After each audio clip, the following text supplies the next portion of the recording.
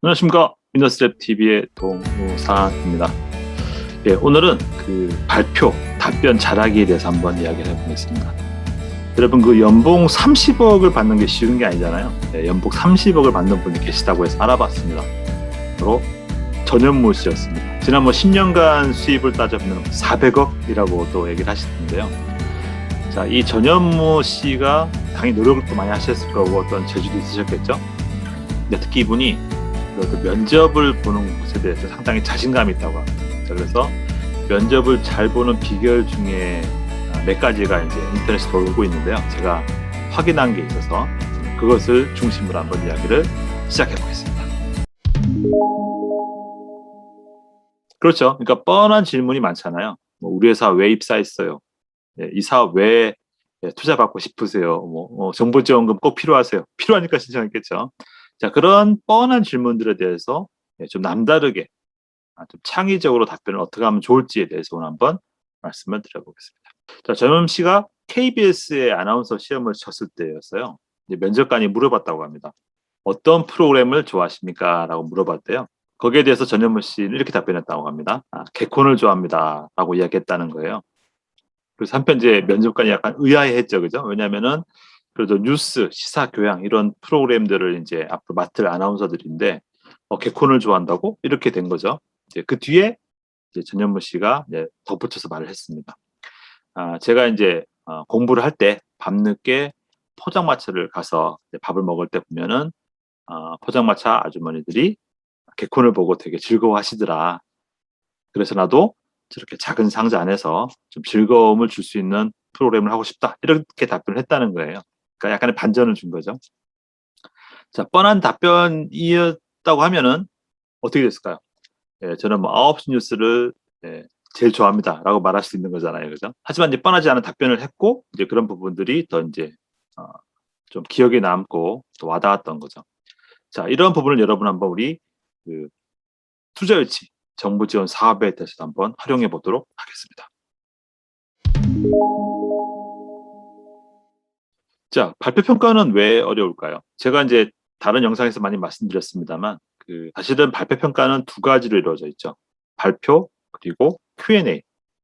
발표는 보고 읽으면 되잖아요. 그죠? 사실은 사업 계획서 단계에서 이미 거의 이제 문서는 나와 있는 거고, 그것을 뭐 5분이든 10분이든 거기에 맞게 분량을 줄이고 메시지를 이제 정제하는 작업. 요게 이제 작성해서 거의 판가름이 나고, 사실 발표에서 읽는 거는 뭐 잘 읽으면 되잖아요. 그죠?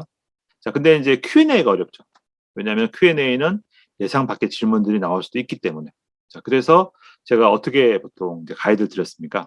예상 질문 리스트를 만들어 보라고 하셨죠. 그죠? 만약에 5분 발표다. 그러면은 보통 뭐 한 5개 내외 질문을 받습니다. 많으면 10개 받는 분도 계세요. 그러면은 뭐 여유 있게 한 뭐 10개, 20개 정도의 예상 질문 리스트를 준비하셔서 연습을 하시면 뭐 되게 뭐 큰 문제 없을 수 있죠. 이제 그 단계까지는 만약에 잘 하신 분이 계십니다. 그러면은 그런 예상 질문 리스트가 준비된 분들에게 특히 오늘 영상이 도움이 되실 것 같습니다.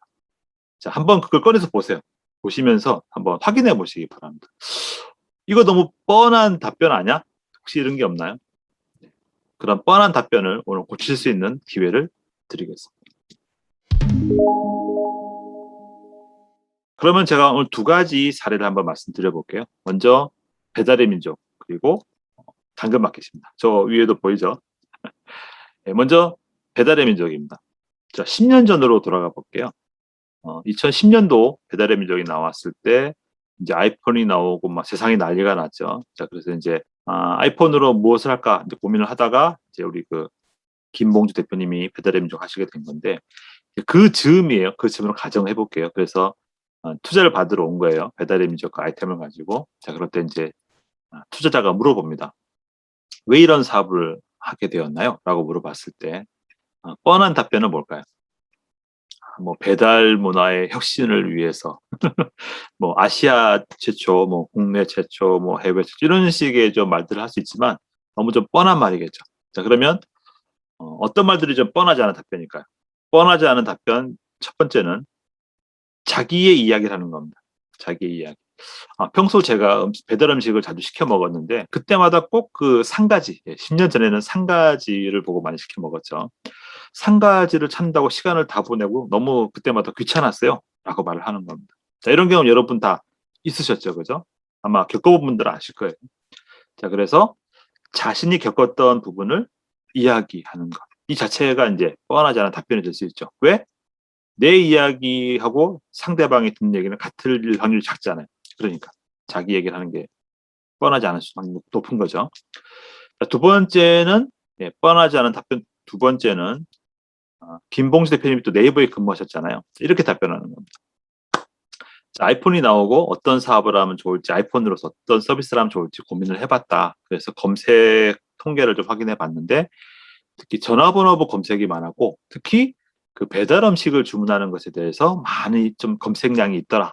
그것을 보고 힌트를 얻었습니다. 라고 답을 한 거예요. 그럼 어때요? 이 부분도 어떤 근거를 가지고 답변을 하신 거잖아요. 그렇기 때문에 뻔하지 않은 답변이 되는 거죠. 다음, 당근마켓 한번 보겠습니다. 자, 당근마켓은 제가 마치 앞서 영상에서 한번 소개해드렸습니다. 2015년에 이제 시작을 하셔가지고 2019년에 3천억 원 가치를 밸류를 평가받았죠.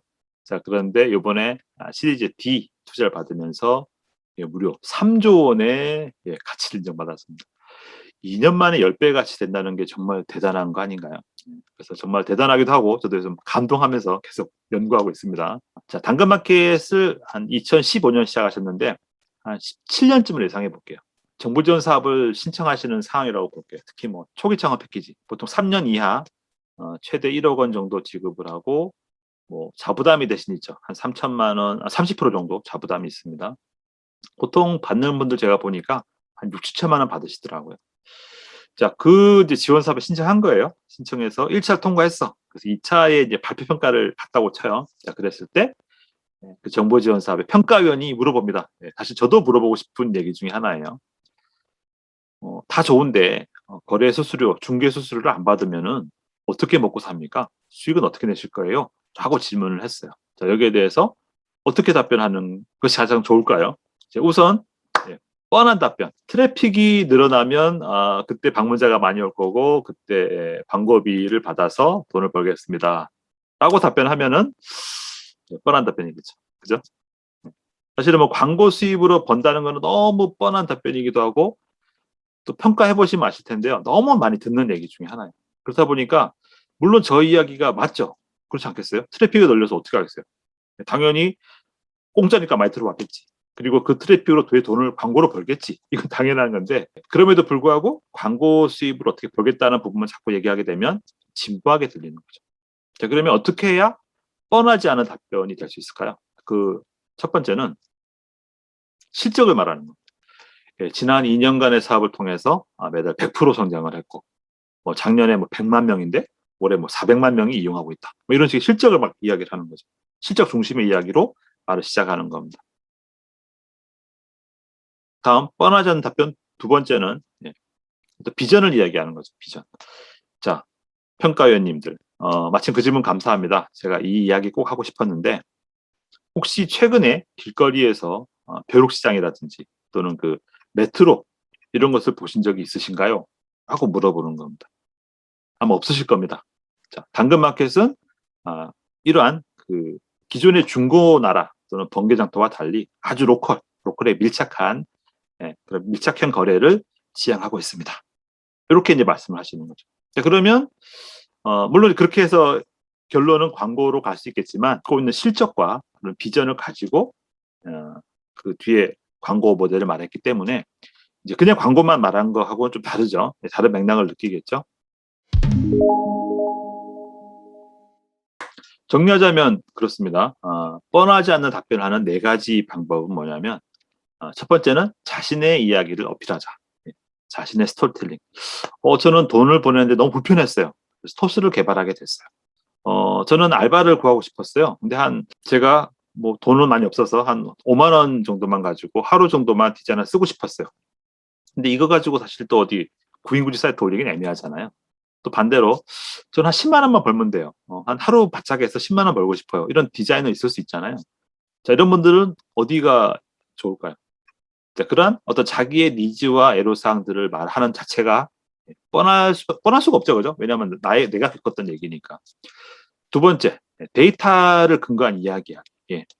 시장 규모가 어때요? 얼마나 성장할까요? 경쟁사는 어때요? 다양한 얘기들을 나올 수 있습니다. 사실 뻔한 질문이죠.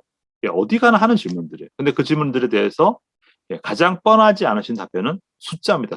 숫자를 중심으로 말씀해 보십시오. 예.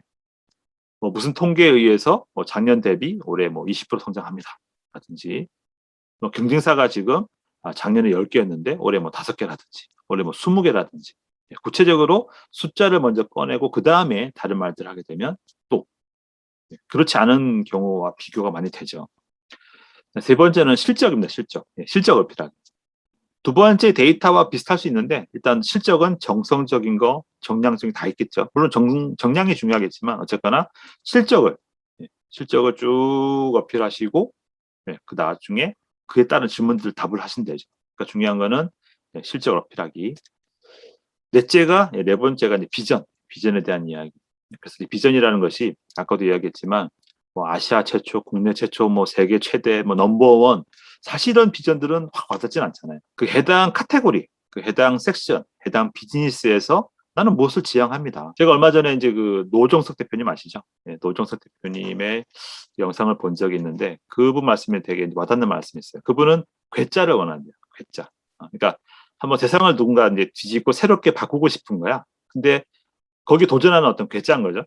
남다른 길을 보고 도전하는 사람. 뭐 그렇게 이해할 수 있겠죠. 그러니까 그런 것이 비전이라고 보시면 되겠습니다.